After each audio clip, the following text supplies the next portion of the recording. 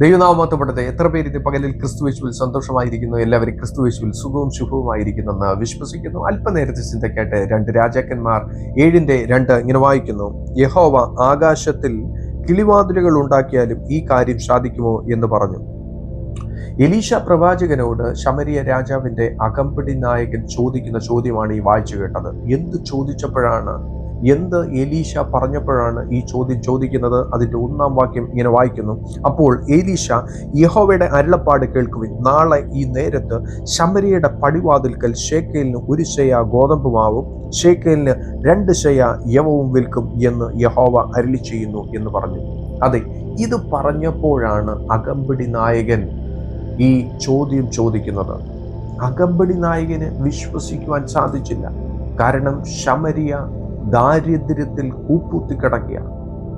ഒരു സൈഡിൽ ക്ഷാമം വന്ന് ഭവിച്ചിരിക്കുന്നു, മറു സൈഡിൽ അരാം സൈന്യം പാളയം ഇറങ്ങിയിരിക്കുന്നു ശമരിയക്കെതിരെ. അതെ, ഒരു സാധ്യതയുമില്ല. പക്ഷേ എലീശ ആരില്ല വിശ്വസിച്ചിരിക്കുന്നത്? സർവ ചരാചരങ്ങളുടെ ഉടയവനായിരിക്കുന്ന ദൈവത്തിൽ ഉറച്ചു വിശ്വസിച്ചിരിക്കുന്ന എലീശ പ്രവാചകൻ ദൂത് പറഞ്ഞപ്പോൾ അകമ്പടി നായകന് വിശ്വസിക്കുവാൻ സാധിക്കുന്നില്ല. കാരണം എന്താ? എലീശ സർവാധിപതിയായിരിക്കുന്ന ദൈവത്തിൽ വിശ്വസിച്ചിരിക്കുന്നു. ആ അകമ്പടി നായകൻ ആ സാധ്യതകളെ നോക്കിയിരിക്കുന്നു. അതെ, സ്കേഴ്സിറ്റിയെ നോക്കിയിരിക്കുന്നു, ക്ഷാമത്തെ നോക്കിയിരിക്കുന്നു.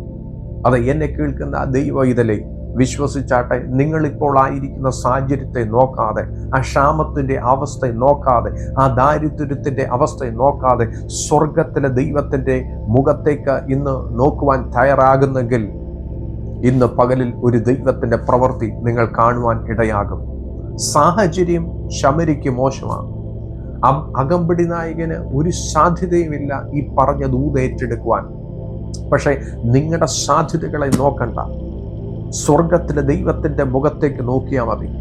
അവൻ ഈ സർവ ചരാചരങ്ങളുടെ ഉടയവനായ കർത്താവാകുന്നു. ആ യേശുവിന്റെ മുഖത്തേക്കൊന്ന് നോക്കാമോ? അവന്റെ കരത്തിലാണ് നമ്മുടെ വിടുതലിരിക്കുന്നത്. ആമേൻ, സ്തോത്രം. ലോകത്തിന്റെ കരത്തിലല്ല. ഇവിടെ നോക്കിയിട്ട് ശമരിക്ക് അകവും പ്രശ്നം, പുറവും പ്രശ്നം. അകത്ത് ക്ഷാമം, പുറത്ത് അരാം സൈന്യം. കർത്താവ് എന്താ ചെയ്തത്?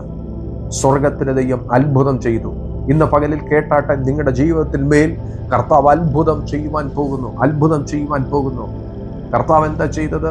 കർത്താവ് ചെയ്തത് അതിന്റെ 6-ാം വാക്യം ഇങ്ങനെ വായിക്കുന്നു. കർത്താവ് അരാം സൈന്യത്തെ, രഥങ്ങളുടെയും കുതിരകളുടെയും മഹാസൈന്യത്തിന്റെ ആരവം കേൾപ്പിച്ചിരുന്നത് കൊണ്ട് അവർ തമ്മിൽ ഇതാ നമ്മുടെ നേരെ വരേണ്ടതിന് ഇസ്രായേൽ രാജാവ് ഹിത്തി രാജാക്കന്മാരെയും മിസ്രയീം രാജാക്കന്മാരെയും നമുക്ക് വിരോധമായി കൂലിക്ക് വാങ്ങിയിരിക്കുന്നു എന്ന് പറഞ്ഞു. ഇത് കണ്ട് ഭയപ്പെട്ട് അരാം സൈന്യം അവർക്കുള്ളതെല്ലാം വിട്ടിട്ടോടിപ്പോയി.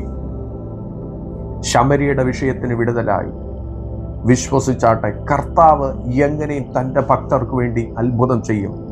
നിങ്ങൾ സാധ്യതകളെ നോക്കിയിരിക്കാതെ അസാധ്യങ്ങളെ സാധ്യമാക്കുന്ന യേശുവിന്റെ മുഖത്തേക്ക് നോക്കിയാട്ടെ. ഇന്ന് പകലിൽ നിശ്ചയമായിട്ടും സ്വർഗം അത്ഭുതം ചെയ്തിരിക്കും. ഇന്ന് പകലിൽ ആരോ ഏതോ വിഷയത്തിൽ മേൽ കുരുങ്ങിക്കിടക്കുന്നുണ്ട്. പരിശുദ്ധാത്മാവ് നിങ്ങളോട് ദൂതറിയിക്കുന്നു. നിങ്ങൾ ആ വിഷയത്തിൽ നിന്ന് പുറത്തു വരുവാൻ പോകുന്നു. സ്വർഗത്തിൽ യേശുപ്പൻ നിങ്ങളെ സ്നേഹിക്കുന്നു. അതുകൊണ്ടത്ര ഇന്ന് പകലിൽ ഈ ദൂത് കേൾക്കുവാൻ ഇടയായത്. എത്ര വലിയ വിഷയമായിരുന്നാലും, എത്ര വലിയ ട്രാപ്പ് പിശാചി ഒരുക്കി നിന്നെ കുരുക്കുവാൻ നോക്കിയിരുന്നാലും, സ്വർഗത്തിലെ ദൈവം ശമരിയോട് ദൈവം കൽപ്പിച്ച ദൂത് പ്രായോഗിക തലത്തിൽ കൊണ്ടുവരാമെങ്കിൽ നിങ്ങളുടെ ജീവിതത്തിന്മേലും ഇന്ന് പകലിൽ അത് അത്ഭുതം കർത്താവ് ചെയ്തിരിക്കും. അത് പ്രായോഗിക തലത്തിൽ കൊണ്ടുവന്നിരിക്കും.